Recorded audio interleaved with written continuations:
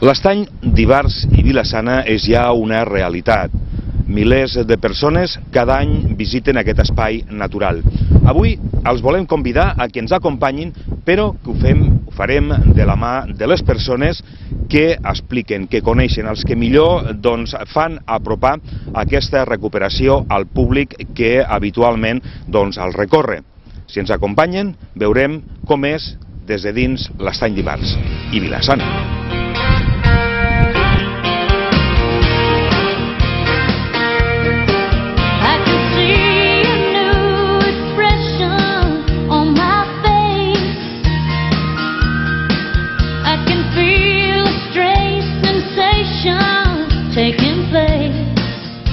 Bé, com els hem dit, avui els presentaríem o voldríem visitar l'estany amb les persones, amb els culpables de que el públic, quan arriba a aquest espai natural, en queda fascinat i amb ganes de tornar. Ell és Eduard Ribes i ens explicarà una miqueta quina és la seva feina i quin és el perfil d'aquest públic, aquests milers de persones que anualment estan visitant l'estany d'Ivars i Vila-sana. Bé, la tasca que fem aquí a les casetes d'informació és atendre una mica aquestes persones que venen de fora i que puguin tindre una idea del que es pot veure a l'estany i també la història de l'estany, que és molt important. Fem les visites guiades normalment amb antelació quan ens ho demanen a través del nostre telèfon o de la pàgina web, i el que fem és fer visites aproximadament una hora, hora i mitja, perquè coneguin tota aquesta història interessant al llarg dels anys a l'estany i també coneguin les tasques de recuperació que s'ha fet i la quantitat d'espècies que es poden veure aquí.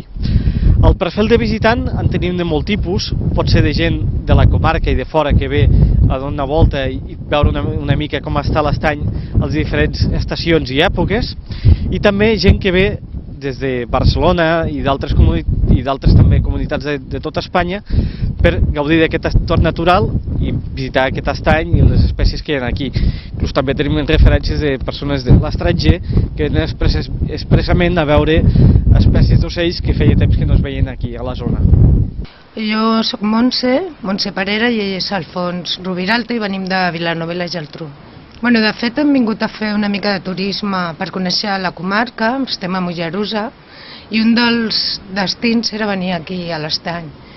I ens ha agradat força tota la història de l'estany perquè no la coneixíem, i és força bonic i hi ha molta espècie d'animals, molt interessant.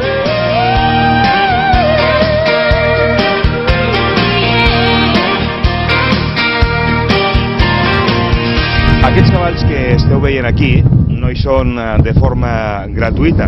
Tota aquesta part de l'estany, que veieu que està tota plantada de canya sisca, actua de filtre natural per tota l'aigua que entra a l'estany, que el tenim aquí a l'altre costat.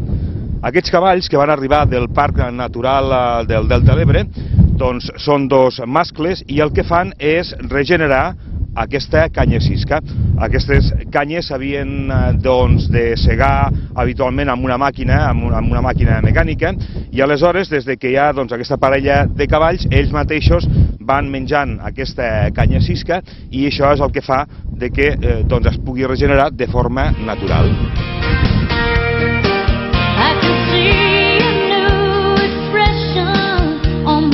A veure, podríem diferenciar una mica el públic d'entre setmana i el públic de cap de setmana.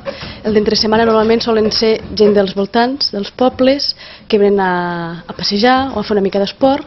En canvi, el visitant que tenim de cap de setmana solen ser famílies que venen dels voltants de Lleida o de fora de la província, i aquests ja són un públic una mica més especialitzat i te demanen un tipus d'oferta, com per exemple seria un turisme familiar, que volen vindre a fer alguna activitat en concret, o grups que venen a fer visites guiades.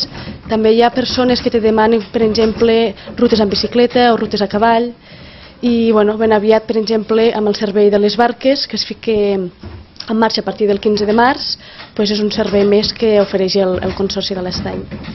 Bé, i aquesta ha estat la petita visita a l'estany d'Ivars i Vila-sana. Esperem que els hagi agradat i que s'animin, quan millori una mica el temps, a visitar aquest magnífic parc natural al Pla d'Urgell.